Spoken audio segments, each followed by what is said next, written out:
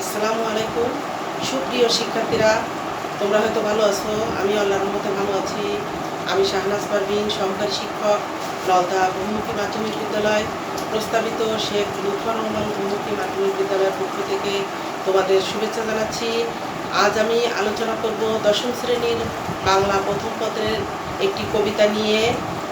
কবি কাজী নজরুল ইসলামের লেখা মানুষ কবিতাটি নিয়ে আমি আলোচনা করব।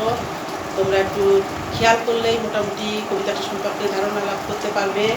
আমরা সর্বপ্রথম এই মানুষ কবিতাটির যে কবি কাজী নজরুল ইসলাম, বিদ্রোহী কবি কাজী নজরুল ইসলামের জন্ম, বংশ পরিচয় এবং তার বিখ্যাত কাব্যগ্রন্থ মৃত্যু, মোটামুটি তার কবি পরিচিতি সম্পর্কে আলোচনা করব। তোমরা একটু খেয়াল করো। দেখো, কাজী নজরুল ইসলাম জন্মগ্রহণ করেছেন কত সালে? 1899 সালের 24শে মে। 1899 সালের 24শে মে কাজী নজরুল ইসলাম জন্মগ্রহণ করেছেন। তার জন্মস্থান কোথায়? ভারতের পশ্চিমবঙ্গের বর্ধমান জেলার আসানসোল মহকুমার চুরুলিয়া গ্রামে।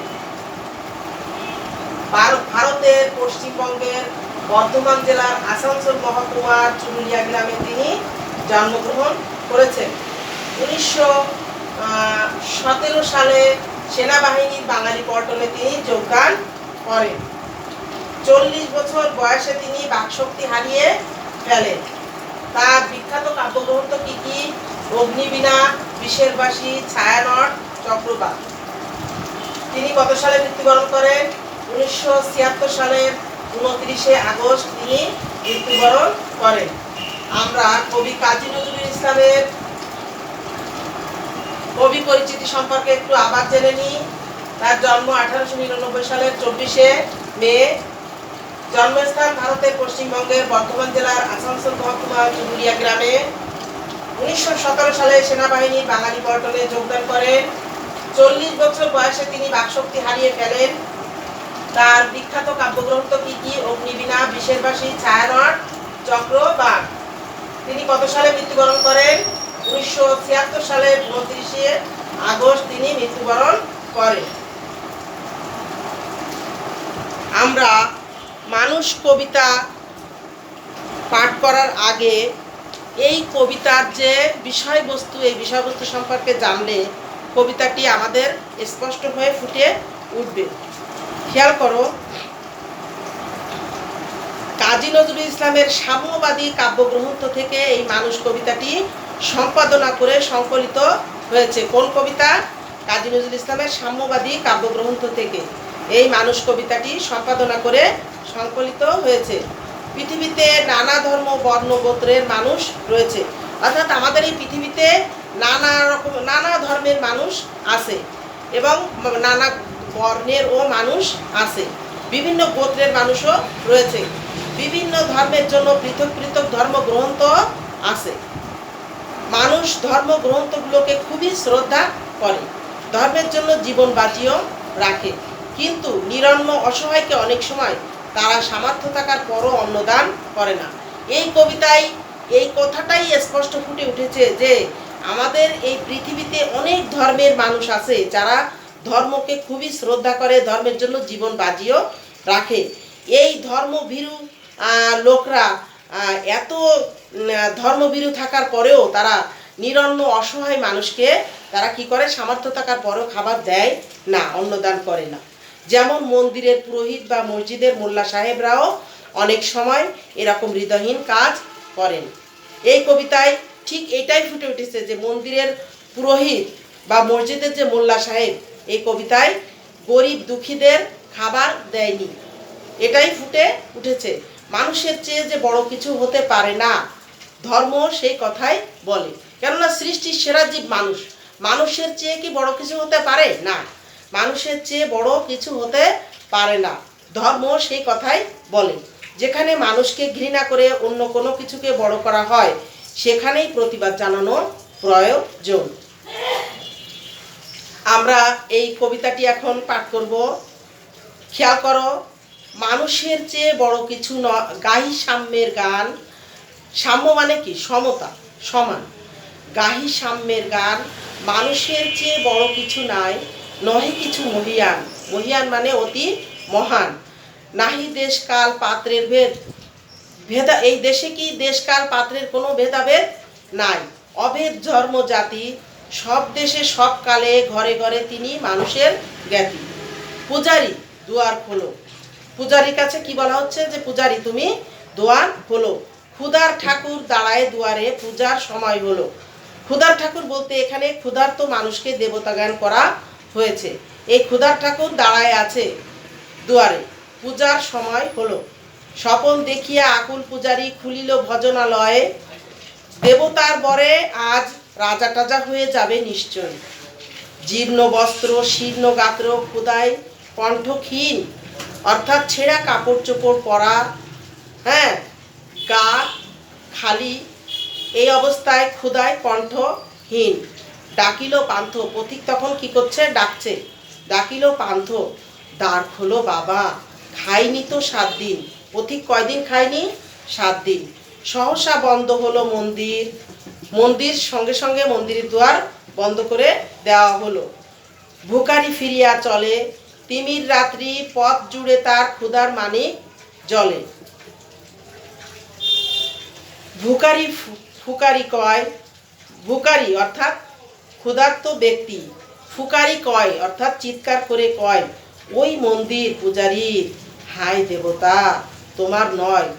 সে আক্ষেপ করে বলছে, ভুকারি আল্লাহর কাছে ফরিয়াদ জানাচ্ছে যে ওই মন্দির কার? ওই মন্দির তোমার নয়, ওই মন্দির পূজারীর, হায় দেবতা তোমার নয়।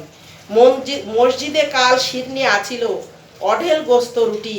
গতকালকে মসজিদে কত শিরনি আছিল, অঢেল গোস্ত রুটি ছিল, বাঁচিয়া গিয়াছে। মোল্লা সাহেব হেসে তাই কুটি কুটি। এমন সময় এলো মুসাফির, গায়ে আজারির চিন। এমন সময় মুসাফির আবার ফিরে এলো, তার গায়ে কি ছিল? আজারির চিন, অর্থাৎ রুগ্ন, সে রুগ্ন ব্যথিত ছিল। বলে, বাবা আমি ভুখা ফাঁকা আছি আজ নিয়ে 7 দিন, আমি খুবই ক্ষুধার্ত, আজ 7 দিন আমি কিছু খাইনি। তেরিয়া হইয়া হাকিল মোল্লা, ভেলা হলো লাঠি দেখি লেঠা। হ্যাঁ, তেরিয়া মানে ক্রুদ্ধভাবে সে রাগান্বিত হয়ে ওই লোকটারে হাঁক দিল। ভুকা আসো মর গো ভাগাড়ে গিয়ে, হ্যাঁ ভুকা আসো মর গো ভাগাড়ে গিয়ে, তুমি ক্ষুধার্ত আছো, তুমি যাও মরগে যে। গরু ফেলার স্থান, অর্থাৎ ভাগাড় অর্থ মৃত গরু যেখানে ফেলা হয় সেখানে যে মরতে বলছে ওই ক্ষুধার্ত ব্যক্তিটাকে। নামাজ পড়িস বেটা? বুকারি কহিল, না বাবা। মোল্লা তখন হাঁকিল, মোল্লা হাঁকিল, তাহলে শালা সোজা পথ দেখ। গোস্ত রুটি নিয়ে মসজিদে দিল তালা। মোল্লা সাহেব কি করলো? গোস্ত রুটি নিয়ে মসজিদে তালা দিল, ক্ষুধার্ত ব্যক্তি পথিককে খাবার দিল না।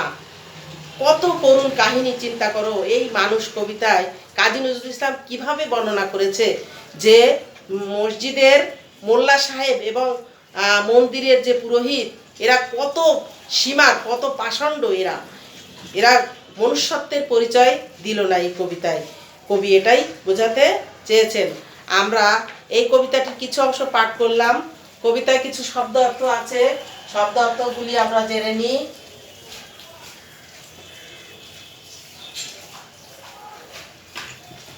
কবিতার শব্দ অর্থগুলি আমরা জেনে নিই। সাম্য অর্থ, সাম্য অর্থ হচ্ছে সমান, সাম্য অর্থ সমতা, অর্থাৎ সমান বললেও হবে। সাম্য অর্থ সমতা। মহিয়ান, মহিয়ান অর্থ হচ্ছে মহান, মহিয়ান অর্থ অতি মহান, অতি মহান। ঠাকুর, ঠাকুর অর্থ দেবতা, ঠাকুর অর্থ দেবতা। ক্ষুধার ঠাকুর, এখানে আমি তোমাদের কবিতায় বলেছি যে ক্ষুধার্ত মানুষকে দেবতা জ্ঞান করা হয়েছে। বর অর্থ হচ্ছে আশীর্বাদ, বর অর্থ আশীর্বাদ। পান্থ অর্থ, পান্থ অর্থ হচ্ছে পথিক। ভুকারি অর্থ ক্ষুধার্ত ব্যক্তি, ভুকারি অর্থ ক্ষুধার্ত ব্যক্তি। ফুকারি অর্থ চিৎকার করে। ফুকারি অর্থ হচ্ছে চিৎকার করে। আজারি। আজারি অর্থ কি? রুগ্ন। রুগ্ন। আজারি অর্থ হচ্ছে রুগ্ন। তেরিয়া মানে ক্রুদ্ধ ভাবে। তেরিয়া অর্থ কি? ক্রুদ্ধ ভাবে। সুপ্রিয় শিক্ষার্থীরা, তোমরা এই শব্দার্থগুলি একটু খেয়াল করো। সাম্য অর্থ কি? সাম্য অর্থ সমতা। মহিয়ান অর্থ অতি মহান। ঠাকুর অর্থ কি? দেবতা। বর অর্থ কি? আশীর্বাদ। পান্থ অর্থ পথিক। ফুকারি অর্থ ক্ষুধার্ত ব্যক্তি। ফুকারি অর্থ চিৎকার করে। আজারি অর্থ হচ্ছে রুগ্ন। তেরিয়া অর্থ হচ্ছে ক্রুদ্ধ ভাবে। আমরা শব্দার্থগুলো জেনে নিই। হ্যাঁ, সাম্য সমতা, মহিয়ান অতি মহান, ঠাকুর দেবতা, বর অর্থ আশীর্বাদ, পান্থ পথিক, ভুকারি ক্ষুধার্ত ব্যক্তি, ফুকারি অর্থ চিৎকার করে, আজারি অর্থ হচ্ছে রুগ্ন, তেরিয়া অর্থ হচ্ছে ক্রুদ্ধ ভাবে। আমরা শব্দার্থগুলি মোটামুটি জানলাম। দেখো, খেয়াল করো, মসজিদে আমরা ছোট ছোট প্রশ্ন যদি আমরা জানি তাহলে এই কবিতাটি আরো সহজ হয়ে যাবে। যে মসজিদে তালা দিল কে? মসজিদে তালা দিল মোল্লা সাহেব। আজারি শব্দের অর্থ কি? রুগ্ন। আজারি অর্থ হচ্ছে রুগ্ন। মানুষ কবিতাটি কাজী নজরুল ইসলামের কোন কবিতা থেকে নেওয়া হয়েছে? কোন কবিতার অন্তর্গত? সাম্যবাদী। সাম্যবাদী কাব্যগ্রন্থের অন্তর্গত। মুসাফির কত বছর প্রভুকে ডাকেনি? 80 বছর। মানুষ কবিতায় পথিকের বস্ত্র কিরূপ ছিল? মানুষ কবিতায় পথিকের বস্ত্র ছিল জীর্ণ। এই কবিতাটিতে পথিক কি বলে পূজারীকে ডাক দিল? বাবা বলে ডাক দিল। তাহলে আমাদের এই মানুষ কবিতাটি কে লিখেছেন? কাজী নজরুল ইসলাম। ফুকারি শব্দের অর্থ কি? আমরা ফুকারি শব্দের অর্থ লিখেছি চিৎকার করে। মোল্লা সাহেব কি নিয়ে মসজিদে তালা দিল? মোল্লা সাহেব গোশত রুটি নিয়ে মসজিদে তালা দিল। কবি কাজী নজরুল ইসলাম বাঙালি পল্টনে যোগদান করেন কত সালে? 1917 সালে।